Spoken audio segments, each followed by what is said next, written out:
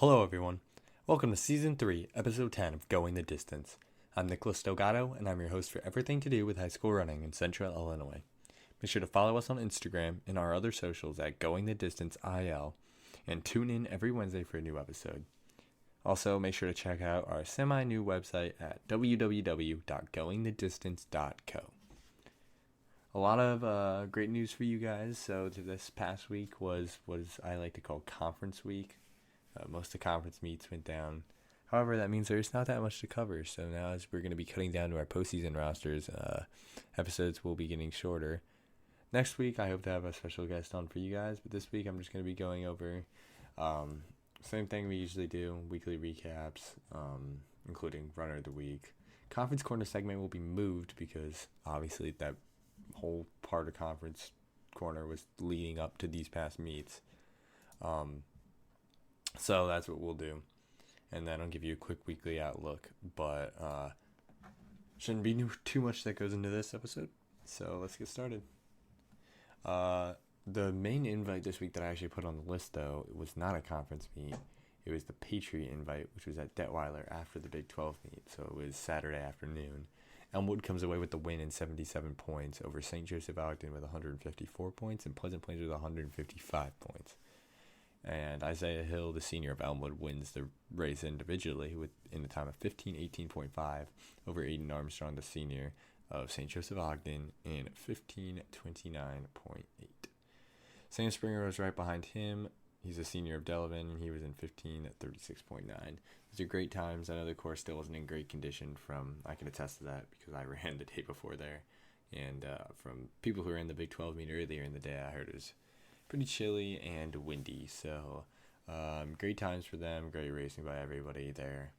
Nice to get another invite before postseason for everybody. So moving on, though, now we're going to skip to our conference corner segment because that is actually where the majority of our results are. Starting off with the Mid-Illini Conference, Morton performed way above their standards and had a huge gap over Washington. They win the conference with only 25 points over Washington with 63 and Dunlap with 71. Another thing I'd like to point out there is that Dunlap and Washington were closer than expected. Dunlap had a good race. Washington, not that they didn't perform off, I just think Morton had a really good race and Dunlap had a good race, so they kind of looked worse than they were. But they still came out. They got second, and Mid-Illini is going to have going to be competing really well in the state series that's coming up. So congratulations to everybody there. Meadowmora comes in at fourth with 112, Pekin with 127, and Limestone with 162. Individually, the senior of Morton, Josh Weeks, wins the conference at 15:27.1 over Devin Hayes, the junior of Pekin, in 15:36.7. Like I said, the conditions for this meet were anything but ideal. It poured from about 5 hours, from 10 a.m. to 3 p.m., and the course was soaked. But besides the bad conditions, still some people put out some great fast times, and it was great to see, great to run. Also, always awesome to compete, but that's why, not everybody PR. There were still an occasional PR, but for the most part, this meet was not really a PR meet, I guess, even though it was at Detweiler. But it was good competition on the state course, so good luck to everybody in the Mid-Illini as I head off to postseason. Moving on, the HOI conference, I was wrong last week. I just want to point this out. I thought they ran at Detweiler for some reason. I thought the two meets that ran at Detweiler were the HOI and Big 12. However, it's the Big 12 and Patriot, which is what I got mixed up. So the HOI conference actually ran at Eureka, and Eureka benefits from that home course advantage, I guess, because they performed above expectations as well. They scored only 26 points to beat El Paso Gridley. It was 45. Tri-Valley was behind them a bit and 102. Tremont in 112, Deer Creek, Mackinac on 113, and Hayworth in 134. So some movement in those 3rd through 6th place teams there in the HOI conference. Individually, though, the senior of El Paso Gridley, Dean Witzig, wins in 15:24.9 over Andrew Perry, the senior of Eureka, in 15:34.7. Like I said, Eureka had a very dominant performance. Their 5th runner finished ahead of El Paso Gridley's 3rd runner. So it's just a complete shutout there. Congratulations to everybody who ran there as they move into postseason. I know all those teams there are 1A, so they'll be competing in a different field than the Mid-Illini teams. But good luck to everybody there. I know Eureka and El Paso definitely had some potential, and I know there's a lot of individuals that in that conference that'll be vying for a state qualification spot. So good luck to everybody. And now let's move on to the Big 12. Here, there was a huge upset by Normal Community.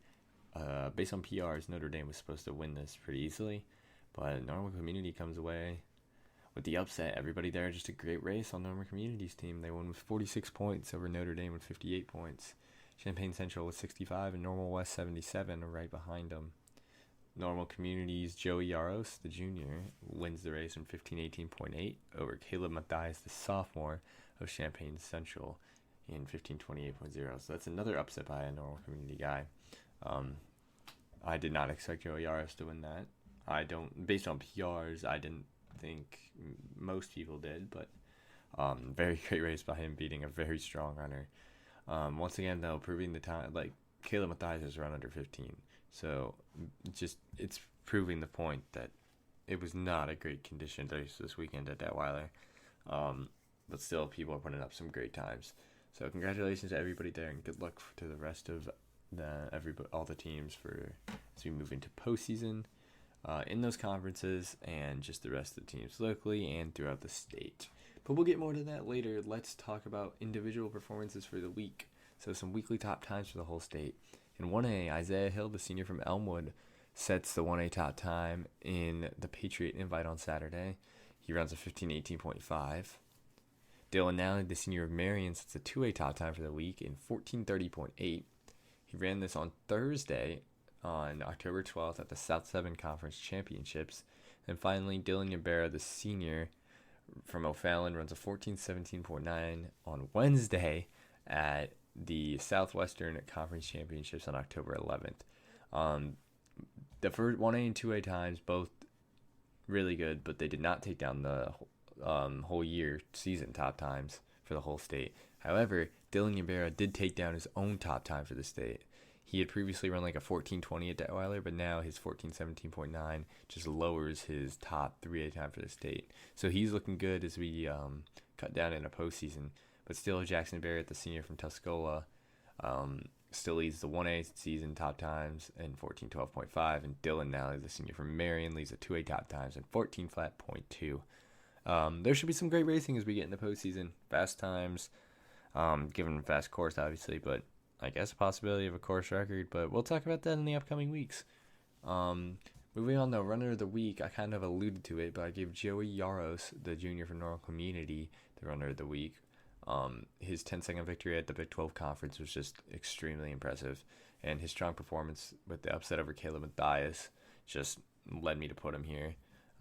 Also to note, like I said earlier, he had a great time, 15:18, so fast, especially in the not great conditions that Detweiler had this weekend. It was very windy that day is what I heard, and it's still wet out there, I would assume. So congratulations to him, and good luck to him as he moves into the postseason.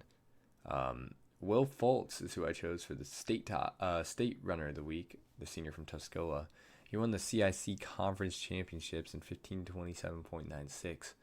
The reason I chose him is because he beat his teammates who are usually faster than him.